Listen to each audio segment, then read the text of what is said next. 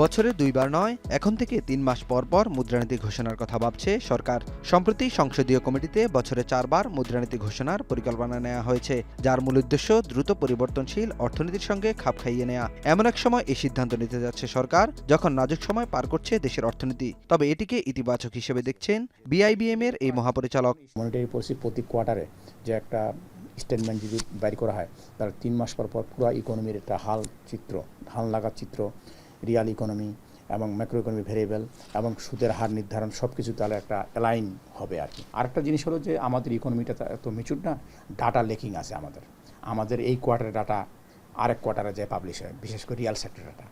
তো তখন কোয়ার্টারলি করলে একটা অসুবিধা হবে কি, যে আমাদের এই যে কোয়ার্টারের জন্য আমরা আলোচনা করব সেই কোয়ার্টারের ডাটা নেই, ব্যাক ডাটা নিয়ে কাজ করতে হয়। ৭২ ঘন্টা ময়েশ্চার লক সমৃদ্ধ লিলি হুইপ শিয়া মিস্টিক গ্লোয়িং বডি ওয়াশ। শিয়া বাটারের গুডনেস স্কিন রিপেয়ার করে রাখে সফট ও গ্লোয়িং, ছড়িয়ে দেয় লং লাস্টিং ফ্রেগন্যান্স। তথ্য বলছে, উন্নত ও উন্নয়নশীল অনেক দেশেই বছরে কয়েকবার মুদ্রানীতি পর্যালোচনার রেওয়াজ আছে।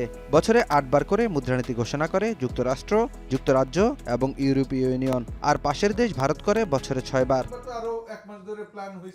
এমন সিদ্ধান্তকে ইতিবাচক হিসেবে দেখলেও বাংলাদেশের প্রেক্ষাপটে এটি কতটা কার্যকর হবে সে বিষয়ে সন্দেহ ঢাকা বিশ্ববিদ্যালয়ের এই অধ্যাপকের।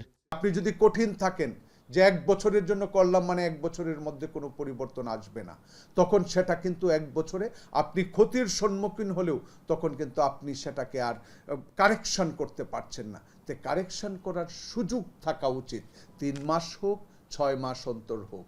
অতএব যখন যে প্রেক্ষিতে নেওয়া উচিত তখন যদি তারা ডিসিশন নিয়ে সেটাকে চেঞ্জ করে, সেটা কিন্তু রাষ্ট্রের জন্য, দেশের অর্থনীতির জন্য সেটা করতে পারে।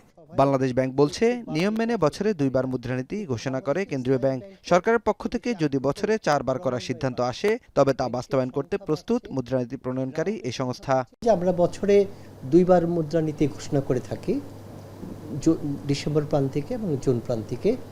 এখন সংসদীয় স্থায়ী কমিটি যদি বাংলাদেশ ব্যাংককে নির্দেশনা দেয় যে তারা কোয়ার্টারলি বেসিসে যাতে বাংলাদেশ ব্যাংক মুদ্রানীতি ঘোষণা করে, এই নির্দেশনা বাংলাদেশ ব্যাংকে আসার পরে অবশ্যই বাংলাদেশ ব্যাংক সেটা এক্সিকিউট করবে। মুদ্রানীতি ঘোষণার দীর্ঘদিনের চিরাচরিত প্রথা ভেঙে বছরে ৪ বারের এই পরিকল্পনা কতটা কার্যকর ভূমিকা রাখতে পারে সেটি এখন বড় প্রশ্ন। নাঈম কামাল, এখন, ঢাকা।